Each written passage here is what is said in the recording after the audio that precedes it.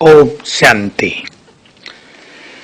बाबा ने आकर हम सभी को माया पर विजय प्राप्त कराई है। इस माया का ज्ञान तो हमें हजारों वर्ष से था। ऋषि मुनि और आचार्यों ने भी इस माया के बारे में बहुत कुछ कहा था, परंतु कोई भी माया को जीतने की विधि नहीं बता पाया था। बस माया को जीतो, यही लोग कहते थे। पर बाबा ने आकर हमारी सोई हुई स्मृतियों को जगा दिया है, याद दिलाया तुम परम पवित्र आत्मा हो, याद दिलाया तुम देव कुल की महान आत्मा हो, याद दिलाया तुम कल्प कल्प के विजयी रतन हो। बहुत अच्छी तरह याद दिला दिया कि तुमने अनेकों बार, करोड़ों बार इस माया को जीता है। तो सोच लें हम सभी, जिन्होंने करोड़ों बार माया को जीता हो, उनके लिए अब इसे जीतना कितना सरल होगा। तो याद दिलाया तुम विजय माला के मणके हो, तुम विजय रतन हो। तुम तो ऐसे मणके हो जिन्हें स्मरण करके भक्त भी समस्याओं से मुक्त हो जाते हैं। तो हम स्मृति में लाएं, मैं विजय रतन हूँ। कल्प कल्प मैंने इस माया को जीता है, काम को जीता है, क्रोध को शांत किया है, लोभ से मैं मुक्त हुई हूँ, मोह ममता से मैंने कोई नाता नहीं रखा और अहंकार को तो मैंने सदा के लिए विदाई दे दी थी। रही बात ईर्षा, द्वेष, घृणा, तेरा, मेरा, व्यर्थ चिंतन, ये सब तो मेरे सब्जेक्ट ही नहीं है। तो मैं विजयी हूँ, मुझे पुनः विजयी बनना है। ये नशा हमें हो जाना चाहिए। और हो सके तो आप 108 की माला में अपना नंबर ही फिक्स कर दो। विजन बनाओ, ये मेरा नंबर है। माला देखो, इसमें ये मेरा नंबर है। इससे क्या होगा? हमारे पुरुषार्थ की गति तेज हो जाएगी। मुझे ये नंबर प्राप्त करना ही है। ये लगन सभी विघ्नों को नष्ट कर देगी और हम अपनी मंजिल की ओर तीव्रता से चल पड़ेंगे।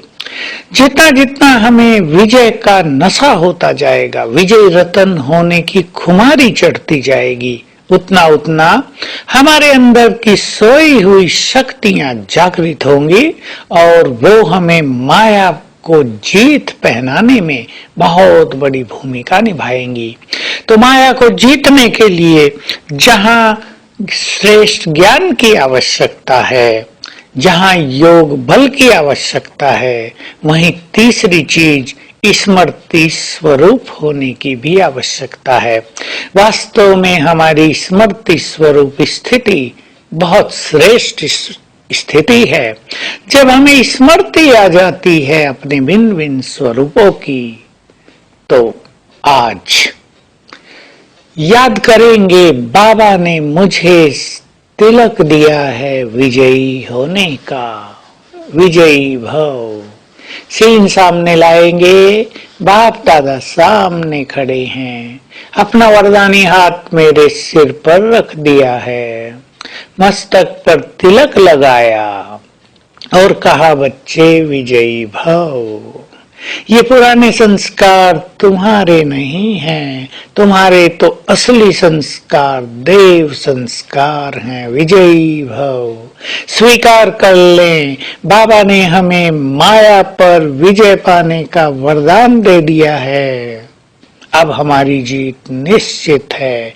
इसकी स्मृति में रहने लगे तो आज सारा दिन ये विजय का तिलक बाबा से लेते रहेंगे और अशरीरी होने की बहुत अच्छी प्रैक्टिस करेंगे, क्योंकि अनेक विकार देहभान से उत्पन्न होते हैं और जैसे जैसे हम अपनी निराकारी स्थिति में रहने लगते हैं, ये विकार सभी छूटने लगते हैं, हम वाइसलेस बनने लगते हैं, क्योंकि देहभान छूटने लगता है।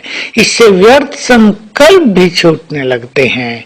तो आज विजयी रतन होने के साथ साथ हम निराकारी स्थिति का भी अभ्यास करेंगे। मैं आत्मा बिल्कुल देह से न्यारी निराकार हूँ। संकल्प करेंगे मेरा देह लोप हो गया, देह के तत्व प्रकृति के तत्वों में विलीन हो गए और बच गई मैं निराकार आत्मा।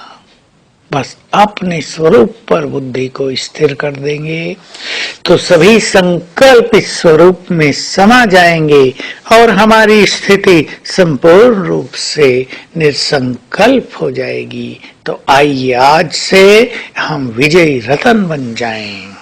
Thank you.